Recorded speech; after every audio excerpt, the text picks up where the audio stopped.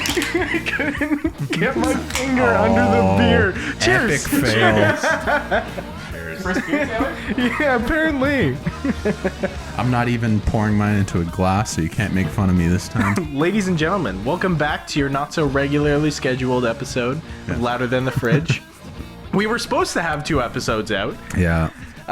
Taylor tried to get creative again and bit us in the ass, and we lost 2 episodes. Yeah, don't run 2 audio interfaces on one computer, kids. Happens to the best of us. Exactly. Yeah. Regardless to say, as you can tell, we do have a guest on this episode, Sam Aleums. That's me. Yeah. That's fair to say. Welcome. Sam is a friend, best known for beating Justin in the Battle of the Bands via the frontman of the Rabascas. Oh, yeah. Also I did of do Cat that. Cop fame. That's right. Dynamic duo Yes. who definitely did a lot of We got, what, kazoo 2 covers. 2 YouTube videos? No, Some you can't. performances at some... You can't forget New Bit Official. Okay, we don't talk about that. Check it out.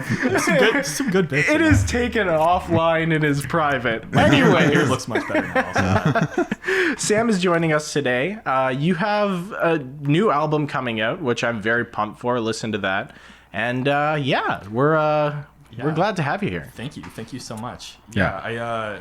I've put quite a bit of effort into this album, and I actually got it properly mixed and mastered this time. Okay, so sweet. it's like a real album, right? Oh, yeah. There we go. That is one thing that we just don't touch. Whenever we're putting out music, we're just like, okay, no, we'll get someone to master this because you need a half a degree to master a song. Like properly. I've been told, mixing is kind of an art. Mastering is a science. It's just you cut these frequencies, you boost these ones, and all that shit, just to make it so it sounds consistent on different audio systems. I dipped my toe into mixing a little bit just because that's part of the creation process for me is that because I'm an electronic musician, I'm already running a whole bunch of different sections, and from the get-go I need to be worrying about what the levels are. So I'm for sure. Moving things around in stereo space and checking to see what frequencies are where, and I've got and then when it gets to the computer, then a bunch of EQing happens, and I did a bunch of mixing myself, but there's really a limit to it, especially it's my first time doing it properly. So it didn't take long for me to be like, man, I have no idea what these songs are supposed to sound like. I need some help. Yeah. Well, and there's a drummer who did a big course on mixing yourself to mix. So on drums, how do you play, mix yourself for stage and for you playing, how do you dynamically play so that the mixing can be done better? You're not necessarily doing the job of mixing the music and mastering and stuff, but you have to play in a way that lends itself to that. When we go on stage, we don't want the bassist interfering with the guitarist, right? Yeah, we're not mastering our stage performance, but you do have to watch out on that on the live end of actually performing, and then the after side is just such another beast. That's right. Yeah, I made a lot of mistakes this time around. It's a learning process for me. I recorded quite a few synth lines with the effects baked in, which I really regretted later. But gotta reamp that stuff or just toss it away. But I mean, I think the final product is pretty good. I've been sitting on it for a while, but my cousin came up to Ottawa to visit me and helped me with the mixing. That's awesome. So we basically got the mixing done together. He took it home and has been doing some mastering. So huge shout out to my cousin Max. Shout out cousin Max. Yeah, shout out cousin Max. Not our Max. No. Not shout out that guy. No. Whisper in that guy. Like maybe a whisper. Yeah. That Max, 100%. Yeah, total generate. By the way, if you guys are paying attention at home, you take a drink for us shutting out someone who definitely is not listening. Yeah. True. I've been told the topic we're going to cover is different recording methods, kind of analog and digital, and talk about that. But I think there's a lot to explore there. So I think the studio experience from myself versus you guys is totally different. Yeah, right? yeah, Because you're recording a 3-piece band. You went to a recording studio, put in the hours there, and under a professional, and then things happened after that. For myself, my studio is at home. It's in my room, and I don't have to mic anything, which is great, because that sounds a bit of like a bit of a nightmare. For me, it's just recording everything into the computer and then doing stuff after the fact. Maybe I would actually. Can we just go over kind of what your setup is? Yeah, what how you recorded it. Taylor, I would love to go over exactly what my setup is. Like, as I buy all this gear exactly so that when people ask me this question, I can go on for a good hour. Yeah, perfect. Yeah. Don't mind me. I just had to close the window. So for me personally, I dipped my toes into electronic music a little bit beforehand, just with Ableton. Okay. But Ableton on its own is really daunting. There's so much going on in that application. It's really easy to get lost. Most DAWs for that case. So for me, when the creativity really. When I really started feeling creative is when I got a piece of hardware gear. I got an Electron Model Samples, which is a digital sampler and sequencer. From there, I got another synthesizer. I got another synthesizer. I got another synthesizer. Then I upgraded the Model Samples to a Digitact, which is like the same thing, except you get... It's the big brother, basically. And the Digitact is effectively a DAW. It's digital. It's a workstation, it does audio. It's a digital audio workstation, but it's all in one box. And for me, just getting away from Ableton and having like physical dials to push and cables to plug into other things, that's it for me. So the Digitact is the heart of the setup. It does MIDI clock. It sends MIDI signals out to my other synthesizers. I run sequences on there and sample things from that box. That's where I do a lot of sort of the performance things to muting, unmuting tracks. And just tweaking dials, So when I'm recording a song, I record it as a performance. So all the songs on this album were recorded as a performance and then later touched up. So all the arrangement really happens live. Like I have a loose idea of what I want the song to sound like when I want to introduce certain things. But like... having it be a live performance is a really important thing for me. Well, I know I think for a long time, I don't know if you're still doing it, but every single Wednesday, I think it was, right? Like during the pandemic, you were doing live shows every single Wednesday. And it's so different than in some ways, but not. You'd have a book that like, and I'm watching you there, you have your book kind of with all your settings and stuff that you're like getting set up. It's like, those are his lyrics. Like he's, it's like he's an artist trying his song for the first time with his lyrics on the floor kind of thing, like getting everything ready.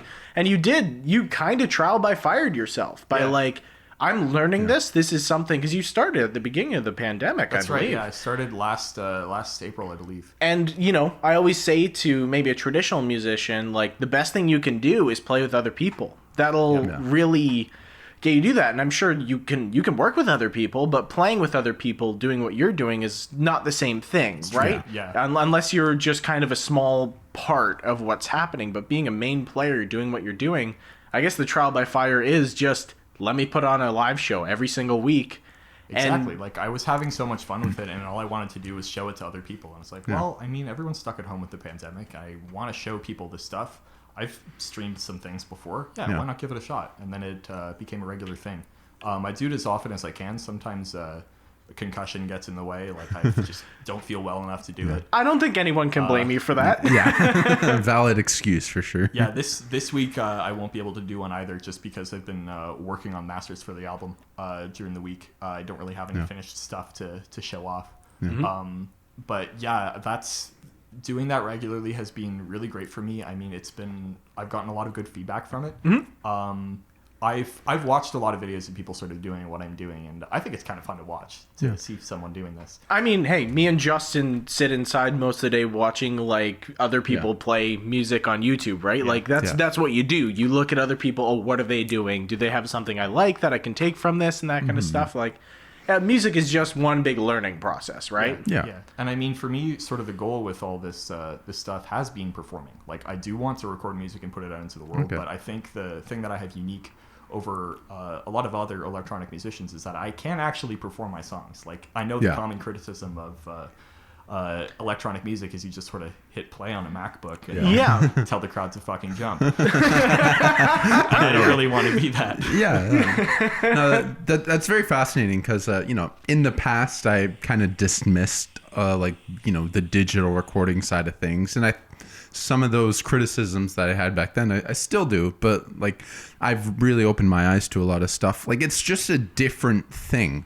Like digital, there are very few limitations. Like you can do almost anything, but in that sense, like it is a little bit daunting. Like, okay, I could spend 4 hours tweaking this reverb, or do I just, do something, So it's intriguing to hear that you make a point of like performing the songs, because one of the big gripes I have with a lot of like digitally recorded music is time alignment. Sorry? Time alignment? Time alignment. So quantizing. So when people, go into the DAW and digitally make it, so like take a drum beat, okay, every single note is going to line up perfectly with a click type of thing. Yeah, and quantizing really destroys the feel for a lot of genres. Yeah.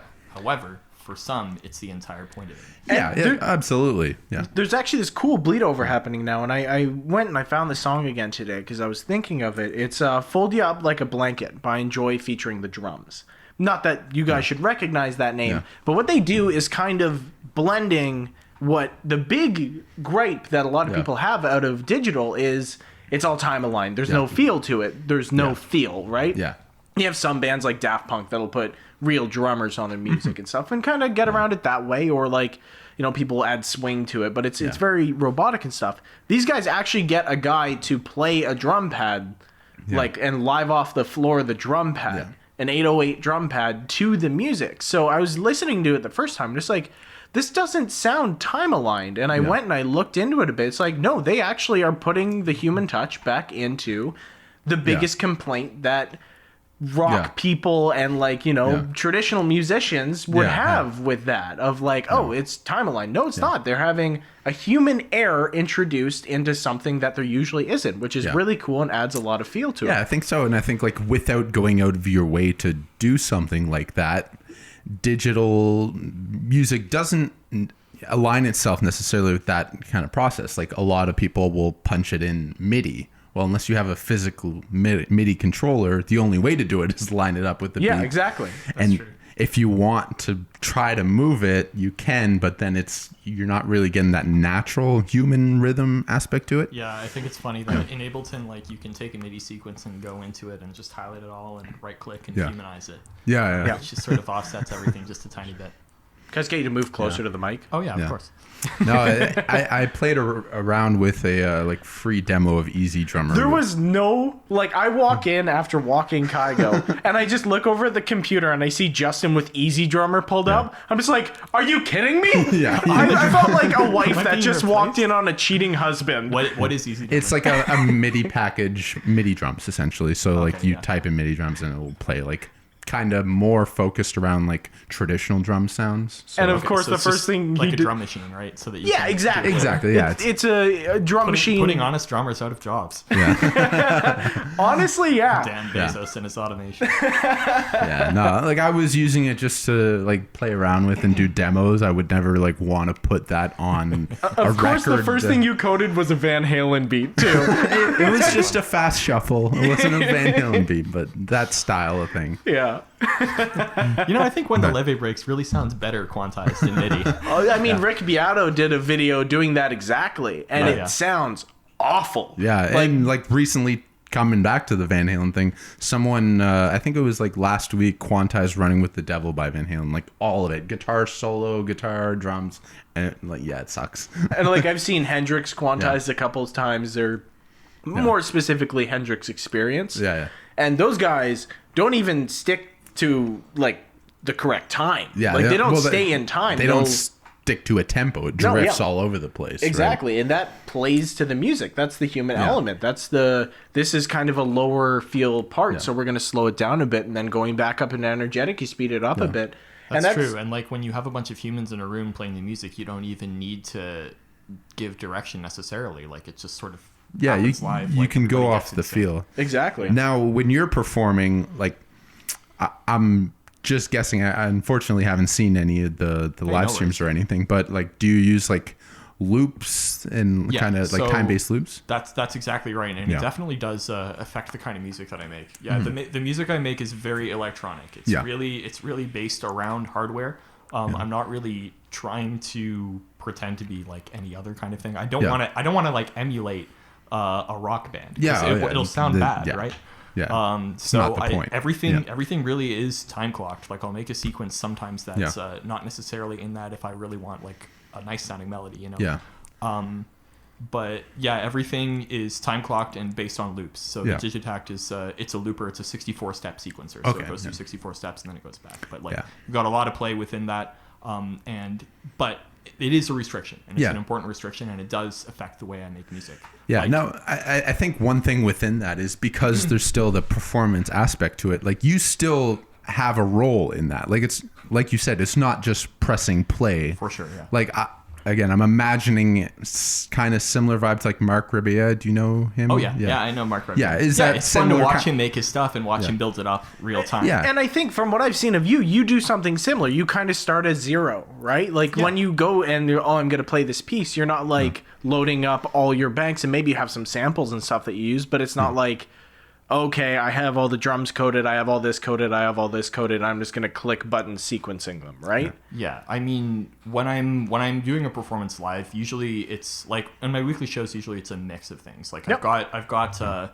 some loops that I've made during the week, and I'll play those. And when I'm playing that, I do actually have everything prepared. Yeah. But in terms of arrangement, I'm not entirely sure what it is. So when stuff comes in, and also how things change while they are in, like turning dials is the best. It's the greatest. Yeah. Oh yeah, nothing is more satisfying. Nothing is more satisfying than turning a cutoff knob on an analog synthesizer. Oh yeah, I'll just put that out there. So I definitely don't not do that.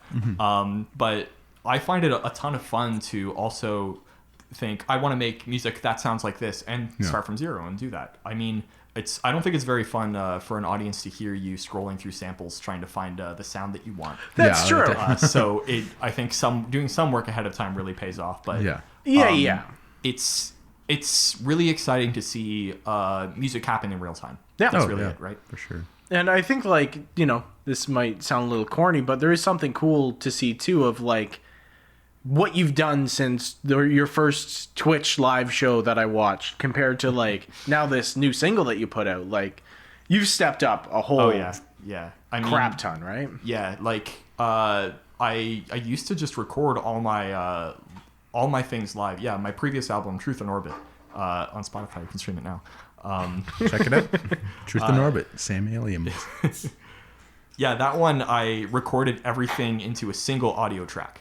So there was no mixing. There was no mixing on that album. Hope you got your levels right. And then you. It sounds fine. But yeah, that I totally lost my train of thought. Actually, apologies. That is a-okay. Yeah. So, are you using an analog clock for all your stuff or a digital clock? So it is a digital clock, but there are tiny fluctuations, and that's actually, I mean, it's some of the quirks of hardware gear that you can't get when you're just working in a single box.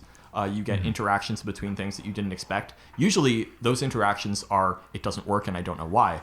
But sometimes you get something really cool. Like on one of the tracks on my new album, Charybdis, if you listen closely, you'll sort of hear this shifting in the synth line and a sort of wavering in the pitch. Okay. And what's going on there is I have the synthesizer on the Digitone is going through delay, which is linked to the clock. Okay. And the Digitone is getting clock from the Digitact. And that clock signal is slightly imprecise. So it's like at 108 or whatever it is, but sometimes it's 108.1, sometimes it's 107.8. And the result of that is that you get shifts. You get shifts in the tempo, which affects whatever's in the delay. You get that delay, classic delay pitch shifting. I'm not sure if there's an official name for that. But I didn't expect that at all. I was like, wait, what's going on? Like slight phase shift almost. Yes. Yeah. But it's that's something that I wouldn't have gotten if I were just working in Ableton. Yeah. No, I mean, like, you know, I've fooled around in Ableton a little bit, but it's always kind of me, I feel like, with my hands tied behind my back, because it's like, okay, even when I go to code drums in, I have to, like, come up with a bass line or whatever and sit at my kit and play it and try and record it off my phone, then come back and duplicate what I was doing on there. Oh, boy. So like for me, working with like compared to Ableton, I can see the huge benefit to having a physical workspace and like digital audio workspace that you're working in, right? Yeah. Though I will say that the gap from making music with physical instruments and like traditional instruments, rather. Yep. The gap from that going to Ableton versus the gap from going from synthesizers and sequencers to Ableton, that's a little smaller. It's definitely like I'm sort of in a computer music mindset already, so it's just a different computer that I'm using. Now, okay, I need still, to get... even within that, there's a huge difference. True. I need to get to a hard-hitting question here. Shoot. You're releasing your album on 420. Why Yes. are you making music political?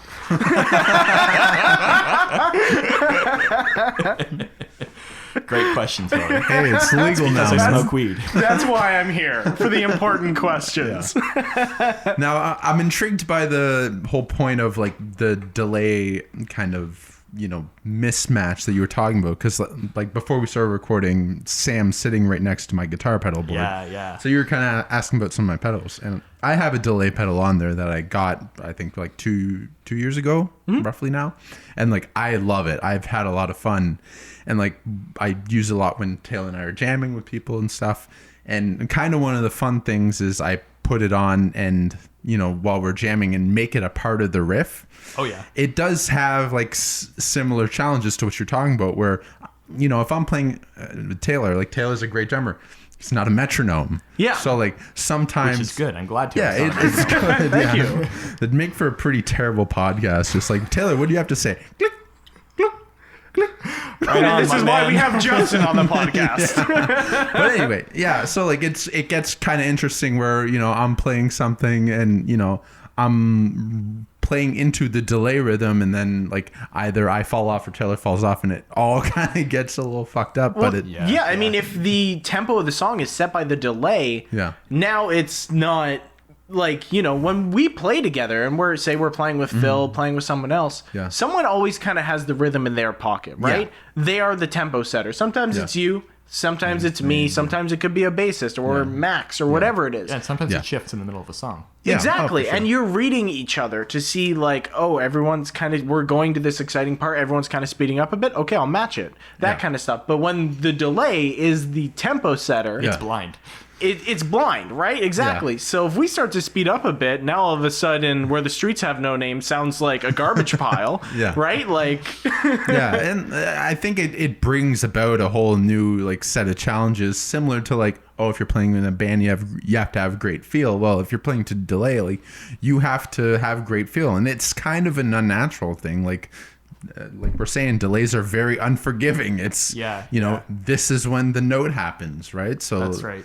Yeah, the sort of mix between electronic or computer music and the human error. Yeah, human rhythm. Yeah, it doesn't always sound great. Yeah, well, I'm curious as to how like you perceive that, how you go about it, and hey, I set the tempo at the beginning of the song, and that's what the tempo's going to be all song long. So I don't run into the same kind of thing. Okay, yeah, like I'm sure like just by nature, music the problem won't be like as drastic as for us. But like, do you ever have it like you hit the button too early or too late or something? Or? I mean, the closest thing in terms of sort of lining things up time-wise that I have, this closest issue I have to this is when I'm working with a breakbeat. Okay. Say I take the amen break or whatever, and then I've got to get it to the right tempo of the song. If I already have my tempo in mind, then what I've got to do is pitch shift the beat to exactly where it is. Okay. That gets real finicky, real fast. Like I can imagine. 0.01 of the cents of the pitch to get it lined up. I can imagine. Now, when you're kind of going with like starting out making a song, right? How do you approach it? Do you find a sample that you're like, hey, you hear something, you're like, that could make a good sample, and you go from that? Or is it just kind of sit down, free mind, click a button, see what happens? Well, you got to start somewhere. Often enough, it is a sample. Like, typically it'll be sort of something weird that would be hard to fit into a mix otherwise. Like, and if you start from that point and build a song around it, then it's easier to fit it in. Yep. But if I'm not working with a sample, then maybe it's like a preset on the digitone, or maybe I just want to make a patch on the digitone. It's like I want something to sound like this, and then I'll go for that. Like sometimes I'll just like not even necessarily be making music. I'll sit down and just be fooling around with the synthesizer and be like, oh shit, I like this sound. What kind of riff could I play with this? Okay, what kind of drums do I want with that? And then we're off to the races. Also, sometimes I'll, specifically when I'm doing the sample-based approach, I'll start with a sample and try to work it in, and then I'll build a beat off of that, and then I'll end up cutting the sample out just because I've got some other stuff going on. And it actually sounds pretty weird. Okay. So the biggest limitation, I think, from working on music the way I do, where I sort of have this loop going constantly, and I'm adding stuff to it and taking stuff away to see what it sounds like, but it's going all the time. So if it sounds really aggressive, then I get tired of it quickly. So that kind of aggression might be cool in a 2-minute song. But I've been working on this thing for 15 minutes. I just want the screaming synth line to shut up.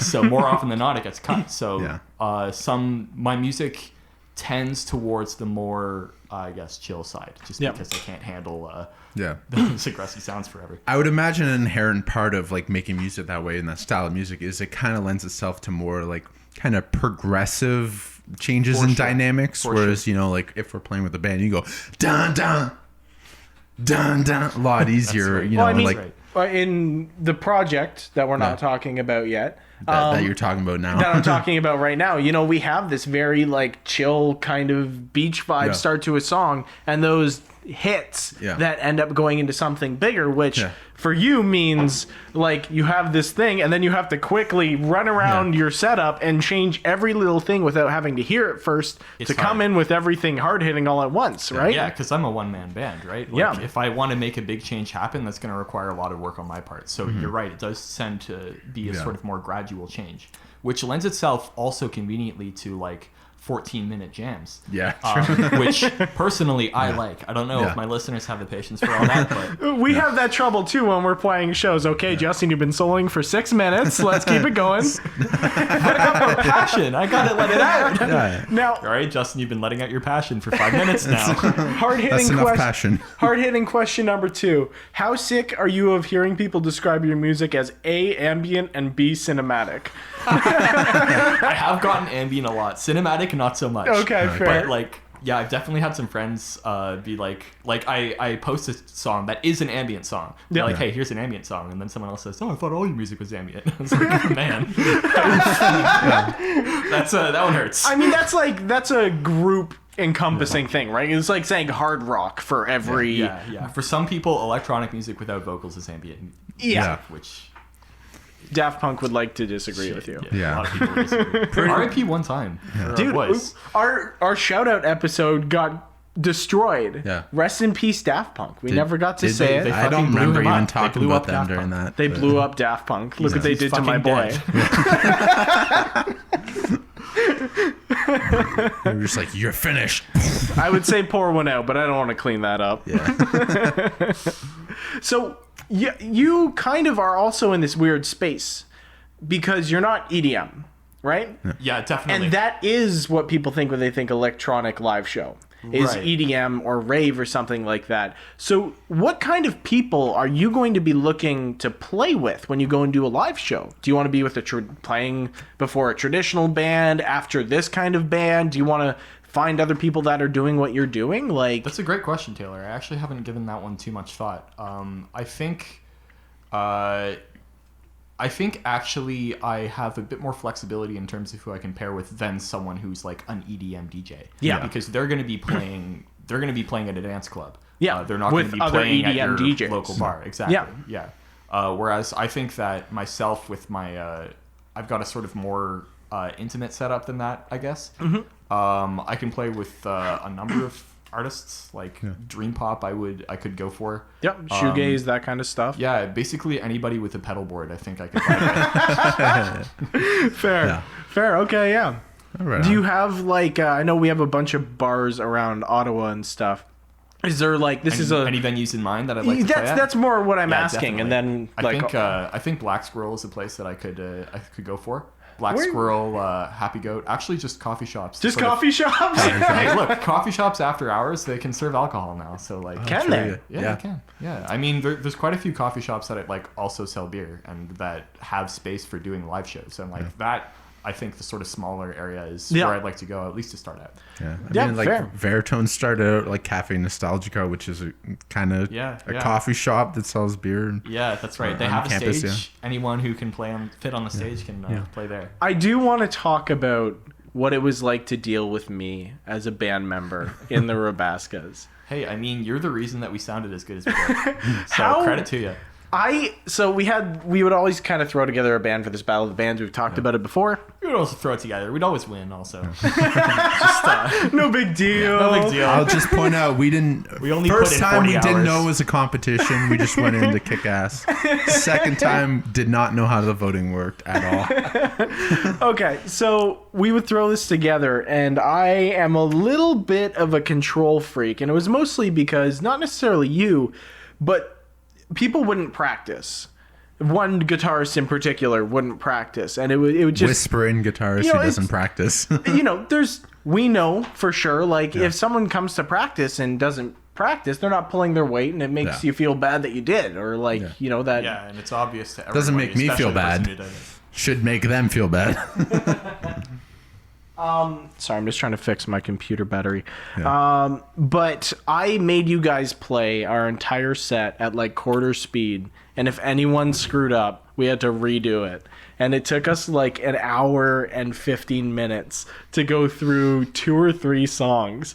And I remember you guys leaving and being like, they're never going to talk to me again. But it wasn't that bad. We showed up for practice again next week. It's true. It's true. You guys did. How much did you guys shit talk them though? Can you send me like a script of honestly, not that bad. I think most of what Taylor's afraid of is kind of like in his own head. Like You're telling me, bro. Damn, that's poignant. Like we did work hard, and I mean, like it was maybe all of us weren't necessarily quite as passionate about making the music sound good as Taylor was. But like I think we all appreciated the work that we put in. I don't think any of us regret working so hard. Sorry, I am paying attention. I'm just trying to fix. Hey, no worries. No worries. Yeah. But yeah, that was definitely a good experience for me, and I mean, like, I think putting that kind of effort in, even if like what you get out of it is like a $50 gift card to fucking whatever. We got like concert tickets. The weekend tickets. We got the weekend tickets. But I mean, that wasn't the point. And I think that the work we did and like the performance that we made, that was the real prize. That was the real prize. The real prize was having a good time. Okay. Now, why else play music? I'm just thinking of something from the first stage, and like I'm trying to remember now. 2 bands played All Star that night. True. We were the second band to play which was you guys. Were you guys the first or the second one? The second. This is why we played the song that we had never practiced. Yeah. Hey, that was a good time. Hey, we won. How did that feel? I mean, I feel like we could have expected it. Like this is like the Engineering Students Society undergraduate battle of the bands. Yeah, like, and this was of all the possible groups who might listen to All Star, this is like 2016. It was like peak All Star meme as well. No. Oh man, yeah. It was funny. Like I remember the first band they were going. I was like, oh, that's funny. They're playing All Star. You guys playing on. I was like, we played a better All Star though. Gotta say. No shade. Did you guys have the Shrek guy jumping in the crowd? No, we didn't. I'm just gonna say it. I remember theirs more than. I can't blame you for that. Yeah. Good. All right, Justin, you had a question for me. Okay. So I was kind of pondering on the idea of, and I mentioned this a little bit earlier, that digital recording provides you with almost like endless possibilities. And one part I like about analog recording is kind of like restricting your options can kind of lead to creativity. I am all for restrictions breed creativity. Yeah. What do you specifically mean by digital versus analog recording? Well, like I'm a guitarist, so I tend toward, I think in that frame of reference a lot. And there's a very popular product in the guitar world it's called the Kemper, or a digital modeling amp. So you can take the profile of a real amp, store it in the Kemper, which can store millions or thousands of amps, and then switch between them seamlessly. Yeah. But then kind of you get the point where some people use them and they're switching between like 5 different amps within the context of a song type of thing. And to me, it's objectively worse, but I kind of like the aspect of like, okay, I'm just going to stick with this one amp and make it work.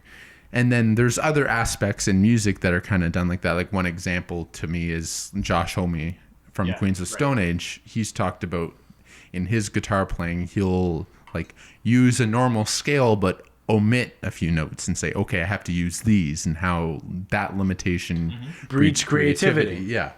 And you know, with the kind of music you're dealing with, there is a lot of options, but there is some different limitations. Like we've talked about the looping thing and how it's a lot more difficult to ramp up the dynamics up and down. So I was just wondering what your thoughts on that were. Yeah, that's right. Hey, restrictions breed creativity is like totally the reason that I'm where I'm at now. Yeah. As I mentioned, like I've tried just using a DAW, making music just with a DAW before. Yeah. But the options were dizzying for me. I couldn't get anywhere because you don't know where to option start. paralysis. I didn't know where to start. I didn't know what half of the things did, and I didn't know what I should learn. But when I got myself a box. Everything's in the box. I can make music with the box. You can't make all the music with the box, but you can make enough to get started. Some music with the box, and you make that music. Exactly. And I mean, I think there's really something to be said about learning an instrument and learning to play an instrument. And I think you'll get a lot farther musically that way versus just sort of having a ton of options and not knowing what to do with them, or just doing the same thing on all of them and it doesn't having it not really affect your playing. So with the thing that you mentioned, this sort of swapping between the modeling of analog amps, I think the best usage for that and the most musical, just as a guest and not a guitarist, but would be someone who's actually physically played with all those amps and knows them. Then when they're switching between them, they're switching with purpose. They're like, okay, I used to play this kind of music on this amp. I want to do this kind of playing. So I'm going to swap to that. And someone who actually has that knowledge is going to get a lot more out of that. Yeah, for sure. Than someone who's just like switching between. And there's a lot of like interesting points about like that emerging technology, specifically as a guitarist. Like I've seen videos of people that, or actually it was a studio in Ottawa, Corey Bergeron Recordings. Shout out someone who's definitely not listening. But he took local musicians and like had them bring in their personal amps that they use and profiled it with the Kemper and then A/B'd them, and they couldn't tell the difference. No kidding. Okay. So like, okay, see that's really useful. If you have someone in your studio and you say, hey, what amp do you play on normally? And just swap to that. Exactly. I mean, that's the oldest producer trick. You just you do something, they're like, I don't like it that way. Okay, you let them do it how they want to do it. The producer plays it the way that they wanted to do it, and they're just like, yeah, see, I told you that sounds better. You know? Hey, I'm going, and selection bias is real. I would say, so like even looking at how people intake their music, and like there's a lot of gatekeeping that happens on the digital analog. Trust me, I go on a bunch of guitar forums. Like there's some people, you know, boomer mentality at heart, and I'm kind of guilty of that sometimes, but who are like, fuck all the digital shit, it has to be all analog. I mean, some of that is definitely you've dropped $12K on your defend it. It's confirmation bias in its truest form, right? Or sunken costs more so, right? Literal sunk cost fallacy. But like you hear it a lot too, even with digital versus analog, like how people listen to their music. I collect records. I'm not gonna guilt someone for not listening to records. I'm not even gonna tell someone that it's the truest form of music and that it sounds the best, because I don't know that. I like how records sound. I like having them and owning them. It's part of like almost a ritualistic thing for me. And it does sound different. We're not going to pretend that it's completely identical. It sounds different, but that doesn't mean that it's better one way or the other. Like having a raw FLAC of something or having a vinyl pressed very nicely doesn't mean that one is higher quality than the other. It's just it's preference. Like you've got these old distortion tube amps that like in some terms, distortion is objectively a bad thing when you're recording because you just get less dynamic range. Right? Well, yeah, but it's a very interesting like history side of things. Now, I'll just say like quickly, digital is very like it's growing. It will likely surpass analog equipment at some point in the future. In what terms? Like in sound quality. Now, convenience, it's already like way better. Like these tube amps, heavy as shit. Oh yeah, you know, like people talk about like the two most common like digital heavy, amp modifiers. Yeah, are the Kemper and the Line 6 Helix. You can get like an entire like huge amp sound in this like box. I should not struggle more bringing my drums up to the venue than I do bringing your amp up. Yeah, but like it's inconvenient. It's bulky. It's you don't get as many sounds. But to me, my justification is I just like it. I have an appreciation, and you brought this up, the history of how distortion was created. It wasn't supposed to exist. Didn't someone stick a pencil in an amp? Yeah, at some point, like the Kinks, to get more distortion, stabbed his speaker cone with a pencil. Incredible. But like that kind of lends itself to how distortion was created. It was equipment failing. Like it was designed to just reproduce the same clean sound as loud as possible. But there's a certain point it can't go any louder. It's a little comical that at this point we have these people, these developers working tirelessly to faithfully reproduce these mistakes, pieces of fucked up equipment. Yeah.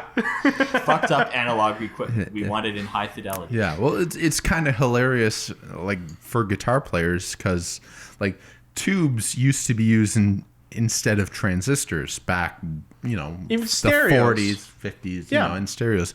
Like it's objectively worse. It's heavier. It's like more fragile. Costs more. Like in all aspects, like transistors just do the job better. There's a reason why when we built your computer, we weren't sticking big giant light bulb looking things in it. Yeah, exactly. But it doesn't break up like a tube. Yeah. The thing is, like in a subjective medium like music. Yeah. When people bring along some new and improved thing that is objectively better, there are always going to be people who disagree, and they'll always have a leg to stand on because at the end of the day, it's what you like best. Yeah. Oh, yeah. For sure. And it's the people that pretend like it's not an opinion that it gets really annoying with. Of course, on either side of the aisle. When we record, like we try very hard to go like live off the floor as analog as we can and that kind of stuff because that's what we want to do. We want to. Yeah, that's the kind of music we like, and I think we have an appreciation for the like human mistakes that we talked about earlier. Like in the context of a rock band, I think it's super important. Now it's a very different beast when you're talking electronic music, right? This is something I wanted to ask you guys about because you've mentioned before that live off the floor is what you are going for when you go into the studio to record one of your tracks. What do you mean by that? So I'll give a little history of how we recorded our singles, and we did gather around, children. Yeah, we did it in 3 different sessions. So the first one we did was Gone with the Wind. Check out Gone with the Wind on Spotify, please.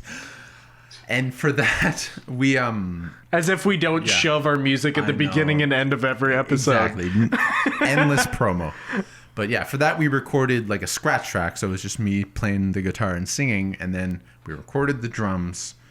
We recorded the guitars, recorded the bass, recorded the keys, and then the vocals. It was all very separated and, kind of relying on the click. But the way we kind of went about it was okay, our own imperfections relating to the click will kind of give the music its feel. And when I recorded my guitar parts, because the drums were already there, I said to the sound engineer, turn the click off. I'll just go off of the drums. Right. Which, it didn't give the best feel, but it kind of it wasn't dick. But you were sort of halfway between the two. Exactly. Halfway. Now, and we did, when we did the Wild Honey and Dynamite, it was even a little bit more in the live off the floor direction, but still kind of in between where we recorded a scratch track. All together, right? initially it was just me, and then we all played to it. Yes. But we just recorded the drums. I think there is... Yes, so we tried to do things because I think the biggest problem that you guys had when you did Gone with the Wind is now the human error isn't in accordance with other people, it's to the click. Yeah. Whereas what we tried to do, we honestly, they just didn't have enough inputs for us to do live off the floor at the studio that we were at. Yeah, I can relate to this problem. Yeah. And then, then we did Heavy Bones, and that, when we're saying live off the floor, is like we recorded guitar, like bass, keyboard track, and then the drums all at the same time, no click. We just played it because we had a big studio that allowed us had to do all that. the equipment, had all the inputs and stuff, and we were able to, and that was like a great experience. And then from there, overdub guitars, overdub keyboards, and vocals. Yeah, on but top what of it. we had was a live off the floor track that we built on top of. Exactly. Yeah. So like. Yeah, I much prefer that way of doing it. It adds... For our style of music, yeah, at least. we very much play for live. Yeah. That's what we do, and we never want our music to not be what's written on the can, you know? Yeah. We don't want somebody hear us on Spotify be like, okay, I like this a lot, come see us live, and be like, they're shit. This sucks. You know, like, because we don't want to falsely advertise what we are. Yeah, I feel like that's one way to get your music sounding really good live is to...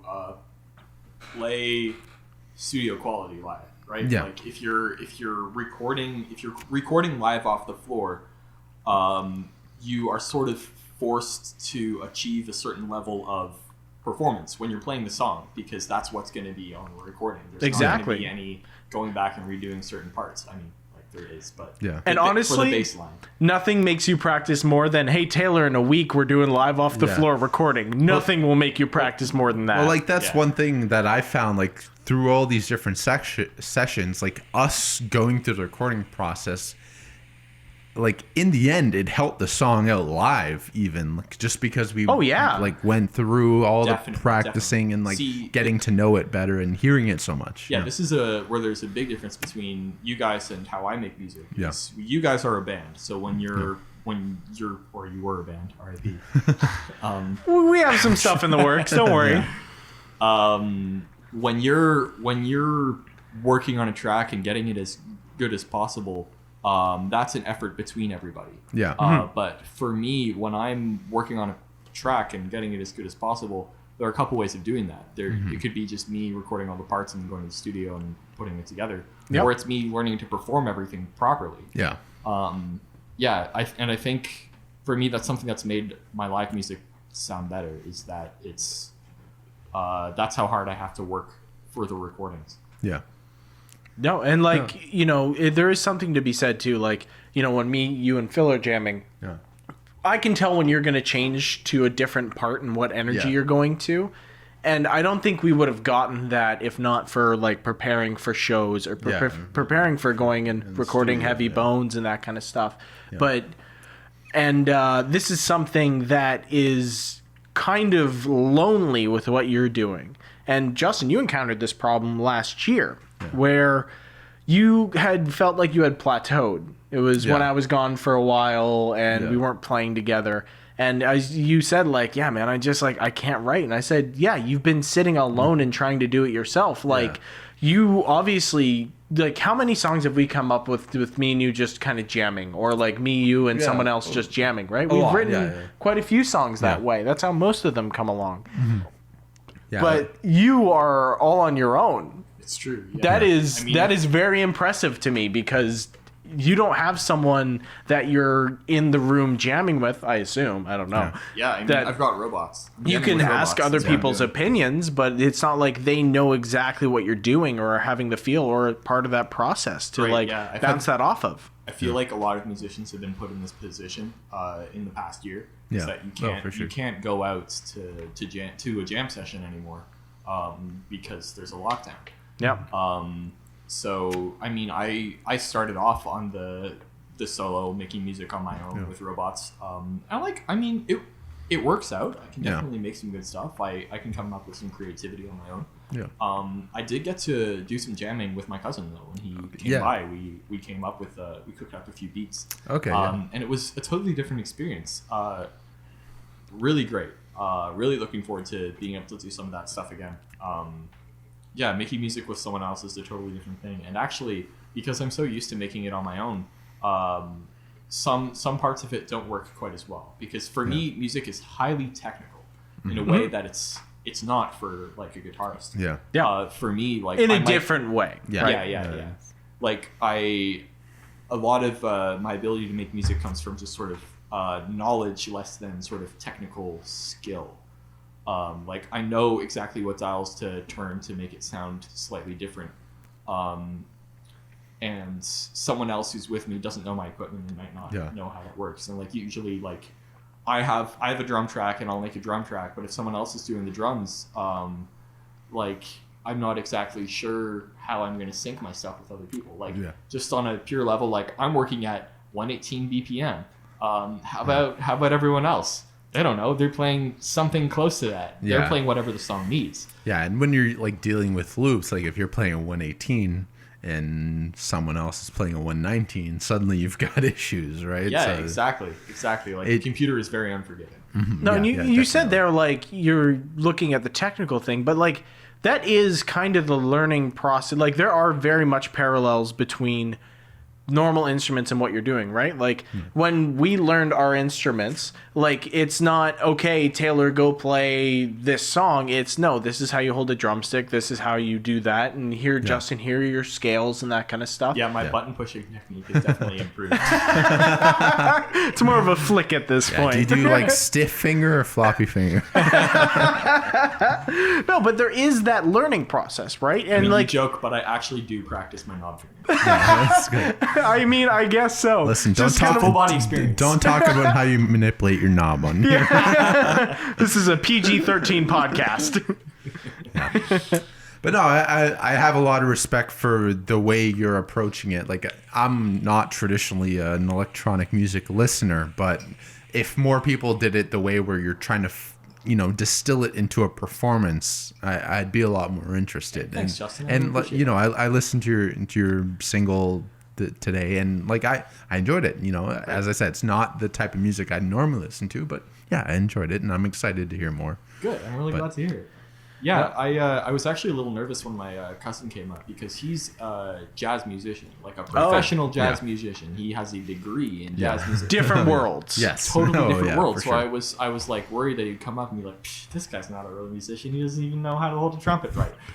He doesn't even know his music theory. Like my music theory is pretty shoddy, I gotta say, but I can still make music. Believe me, I'm a drummer. I get you. And not only can I still make music, we can still make music together. Yeah. And like there's no judgment there, and we made some cool stuff, and like I'm pretty happy with how that went. Yeah. Now, okay, when you're talking about jamming with your cousin, like I'm just curious as to like how that went down. Like, so it's actually cool. My cousin has like he's a professional jazz musician, so understandably his last year has been a little rough. Gigs are few and far between. The crowd, they don't pay nearly as well. He can't get together for band practice to that time. So he's had to pivot a little bit to the studio. He's, as I said, he mixed and mastered my album, and that's something that he learned within the last year.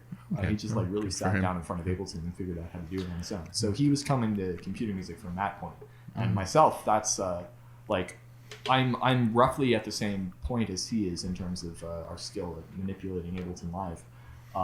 So it was kind of serendipitous for us to get together at that point. So like we sort of we're at the same level in terms of making music in a digital studio. Shout out to every YouTuber who makes like tutorials or like videos on how to play your instrument or anything like that. There's so many good resources out there. All I have going on in my mind right now is, what's his name? Marty Guitars. The dad-looking guy with the fedora on, who just like teaches you how to play endless 4-chord songs and great. stuff. Fender Play made their like lessons app free for like Drumeo has been nonstop bangers this year, and I know like with me and the little work I've done in DAWs, like there are endless tutorials out there on what to do. Now you are kind of mixing and matching different digital and analog instruments and that kind of stuff. So I don't imagine there's tutorials out there for your specific setup. Are you kidding me? They're literally like there are multiple hour-long tutorials for the Digitact for the model samples. Like, shout out True okay. Cuckoo. Shout out, like, there's a lot of good reviews also. Like, But, like, Stimming, very, very entertaining guy. Oh, yeah. As stunted as the music community was this past year, like, shout out to how accessible it's become. Especially this past year, music has become nothing but accessible. Yeah. Like, you don't even need, like, I would still suggest someone learning an instrument, like, get a teacher, but you don't need it really anymore. Like, there's so many good There's resources so out much there. online. Like, YouTube video is not going to hold you accountable, though. When you yeah, show up that is and true. That practice is for the week. That is the thing. Like, it's easier than ever to learn an And instrument it's by easier yourself. than ever to slack off. Yeah. Also Also, true, yes. also true. Yeah. Yeah, for a lot of people, being shut inside and dealing with chronic mental health conditions isn't exactly very conducive to creative energies, No. so to Yeah. speak. So, Or, you know, like, I've struggled this past year with drums because, per the name of the podcast, like, anytime I play drums, we could get a $600 noise complaint, right? yeah, I was wondering what the title of the podcast is about. We'll talk about it off of recording. Yeah. We've vowed to never ever tell the story again. If someone wants to know, they have to listen to the first episode. Yeah. All right, So fair there you enough. go. You casuals. You've got some homework to do. Sorry for showing up. No, Shit my ass out here. Come on, man. I took the time to listen to your single before you showed Yeah, up. we spent 2 minutes of research, man. You didn't listen to our entire, Catalog. 6 hour First 4 catalog. minute of the last episode of your podcast. Good. No So shit. we keep saying analog versus digital, but like I feel like we're sort of talking about a bunch of different things. Yes. This is, I mean, if you guys want to see the vast discussion that happens about this and what that even means, just search digital versus analog. Yeah. And you'll get 8,000 different arguments. Yeah. I mean there are just so many, like you have digital and analog options at every point of the music creation process. Yeah. And you can pick differently at every point. You don't have to be an exclusively digital thing. Like you start with playing a digital synthesizer and you end up mastering in Ableton. There are other ways to do this. Wait, can you do analog mastering? Is that a thing? Yeah. On That's- tape, Well, right? shit, there you go, folks. Like, I kind of made a point of not saying analog versus digital because I don't think that's It's too vague. It's too vague. It's apples and oranges realistically at this point. Like, they've just become Okay, two different I hate things. that thing because you can absolutely compare apples and oranges. I mean, You hate all fruit. Why do you have eggs in this basket? We don't- I like eggs, all right? but yeah, like it. For me, like I like a lot of analog stuff. I have some digital pedals, for example. Like I was telling you about, the torpedo captor X I'm using. That means half of my rig is digital now, right? Yeah. And to me, like at this point, digital offers a lot of like advantages convenience-wise over analog, but I like a lot of the feel of analog stuff better. That's me personally, and then you'll have different things that you enjoy out of analog and digital. Realistically, nothing beats an analog knob. If we're thinking about pedals, like even not necessarily stepping, but just like pure in terms of pure knob feel. However, digital knobs you don't have to clean. Yeah, that's which true. is nice. I always suggest cleaning your knobs. Thanks, Taylor. I mean, you're out here talking about the feel of your knob, dude. Just, this analog knob feels great. Great knob feel. all right. But ultimately, the point is like I don't think at this day and age that one is better than the other. They're two different things. Yeah, and there's some points where one is going to be more useful creatively than another one. Yeah. Exactly, yeah. Like a lot of people talk about like the tape sound and it adds a certain warmth to when you're mastering music. Okay, tape machines are clunky and expensive and finicky. Yes. Whereas, you can just get a computer with a DAW and, most people relatively won't be able to problem-free. tell the difference. I mean, shit, we looked at recording a single on tape, and we estimated just the raw cost of the tape to be like $600-700, right? It gets very expensive very quick, yeah. Yeah. No, it's there's a reason why things have changed. Yeah. People will always hold on to the past. Obviously, we do. Yeah, for sure. I mean, but like, it doesn't you're mean out here making rock music in 2021. exactly. Who even are we? boomer as fuck. No one cares. But like, yeah, it's just preference. Yeah. I think, Though I will say, so I've got one pedal which you probably hate, which is Zoom Multistomp. okay. But and it's MS70 CDR. It's 5 million pedals in one. Ooh. I don't know what most of them do. You got that running into your Spider Line 6 or? Hey, shut up. No. So I had to get a little gatekeepy. Yeah. It personally for me, it does the job. I'm not a guitarist, so like effects pedals are sort of icing on the cake for me. Yeah. But like it does the job for me a little bit. I will say the knobs don't feel very good, and also I don't. All about the knob feel. It's literally all about the knob feel, my guys. One thing I do want to know, and this is just kind of you personally, it's true among most musicians when they get a new toy, they way overuse it. Do you definitely fall into that? Yes, definitely. Yeah.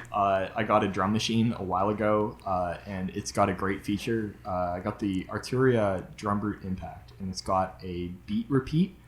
So you can, like, it's got 4 segments, quarter, 8, 16, 32nd, and it repeats that much of the entire sequence. Yep. Okay. Sounds sick as hell. Dead simple to use. Do you just like leave it on as you're doing dishes and stuff? No. I mean, It's not a basically, psychopath. Come on. basically, I have the sequence running, and then I'm just switching between those 4, and it sounds like I'm doing this crazy awesome drum solo, but I'm just like literally pushing 4 buttons. But yeah, I'll let you try it out sometime. It Sounds good. It's fun, and it makes you feel a little guilty by how easy it is. Yeah. No, I'm so excited no one needs to say it again, but once this is all over, like to get back to playing shows, seeing shows. We're talking about the pandemic, not the podcast. Just so we're clear. Yeah, we're just so busy with this podcast. We can't even do music. We're so excited for it to be over. We're too busy losing episodes.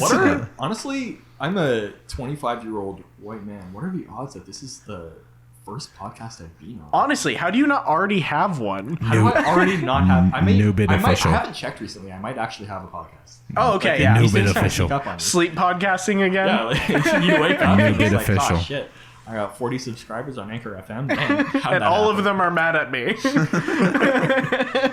Must have said something rude in my sleep.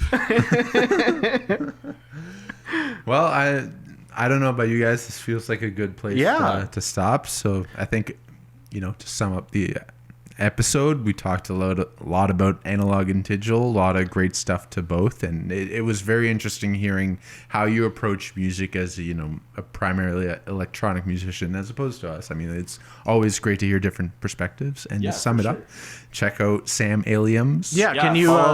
Yeah, I'm gonna plug my album real quick. Do it. I've been working on I this was album inviting you long. to do so. Please listen to the album. You can. It's gonna be out on April 20th. That's 4/20 on Bandcamp. That's where it's gonna be for a week, and then after that, it'll be on all the streaming services that DistroKid pushes to. Are you telling me it's going to be on Spotify? Hell yeah, my dude! On It's gonna be on Apple Spotify. Music? It's gonna be on Apple Music. On Deezer? It's gonna be on Prime Music and Deezer. And you already have the one single out now that people can go listen now, That's right? right. I do, in fact, have the one single that people can go listen to now. Not on Spotify, though. You can listen to it on Bandcamp. You can listen to it on SoundCloud. And It's called we're going to have Meeting that Places. outroing the podcast, I think. Yeah. If you follow me on Twitter, at AliensSam, then you can catch the new singles as they release. How is that Those are also spelled? That's ALEUMSSAM. Perfect. The Beautiful. new singles Thank will you. be on Spotify. They'll be on Bandcamp. I know, I said it as if I Pre-order the didn't. album on Bandcamp right now. I said your name as if I didn't get you to repeat it to me like 10 times before we started. I've only read it. Sam Aleums, that's me. Go listen to my music. Thank you guys very much for listening. And Thanks for having me on, guys. No problem. Thank Anytime. you, Sam. Catch us next time. Sing my song.